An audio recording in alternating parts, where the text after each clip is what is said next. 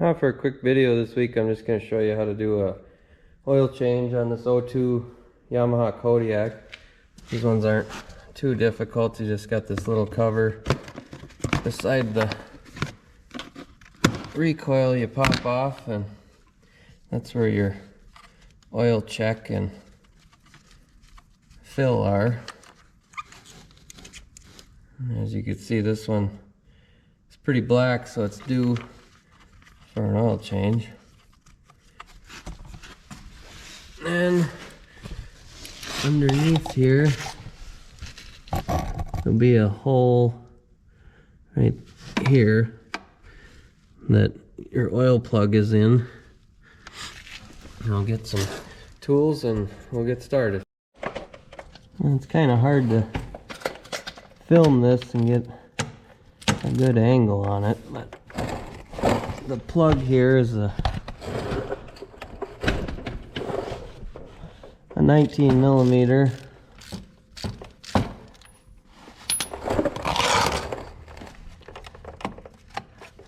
These have a really big plug, so they drain fast, so you gotta... There's a stick jammed in here too that's poking me. So you gotta be pretty quick about once they get, they're spring loaded, so once it gets loose it's gonna drain fast.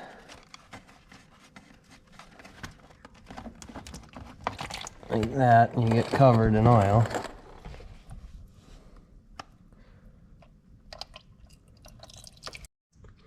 Now this is the part a lot of people get mixed up on these Yamahas.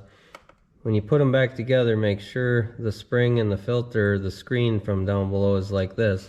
If you turn it upside down, you can kind of see it doesn't fit on there correctly. There's little grooves in here that the spring fits down into, and then the filter goes down in like that. Otherwise, if you flip it over or have the filter a different way, it's going to crush the filter when you put it back up in there. I've changed oil on a lot of these where I see where they've had the filter upside down and it's squished the screen. Then these also have another screw-on filter. You gotta pop the seat off and then pull this side cover. And then there's a filter right here.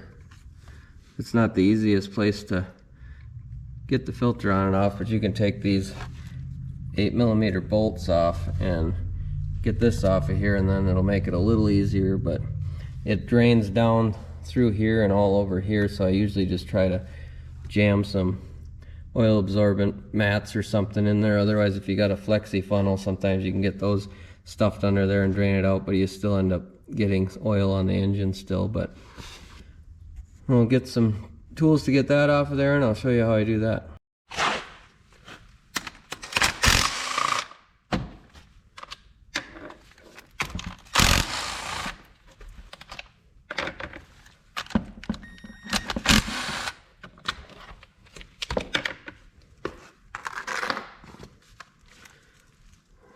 Once you got that off there, you have a little bit of access to the filter. I like to use these high flow filters that have the hex head on them.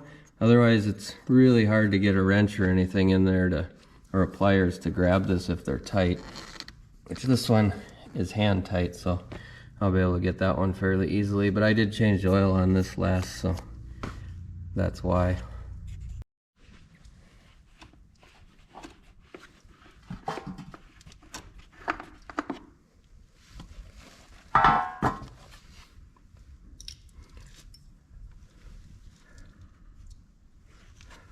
I'll make sure that the surface up here doesn't have any dirt or anything on it. Sometimes up above it drops down on there when you take the filter off. Looks okay.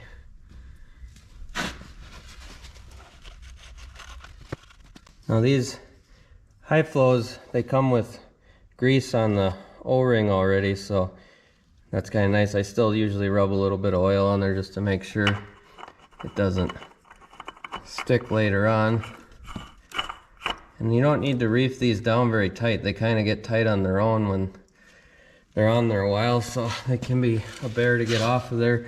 The high flow HF303 oil filter doesn't have this little hex head on it. You need the HF303RC filter in order to have that. So I didn't have one of those, so that's just a regular one with the smooth top. But as long as we don't reef it down too tight, we should be able to get that off by hand. And if you do regular oil change intervals, that helps also. That's about done draining. I'll put the drain plug back in and we'll fill it up with oil. Now I just put 2.5 quarts oil in it, and then I ran it for a little bit just to get the oil up in the oil filter and everything. Then we'll pull the dipstick out and check it again. You don't want to thread these in to check them. You just set it up like that and then pull it back out. We're still just a little bit low, so I add just a little bit more. So you don't want to check these right after you've run it. You want to give it at least 60 seconds to a couple minutes to let everything settle back in before you check it. So now I added probably about 4 more ounces of oil, so we'll see where we're at. That's right on the full mark. So when I looked it up, it said this should hold 2.5 quarts of oil, but it held about 4 more ounces than that. But that can depend too on how well you let it drain, and if it's warmed up when you drain it, it drains a lot faster and you'll get more of it out of there. Sometimes it'll get stuck in the nooks and crannies in there, so it won't quite take.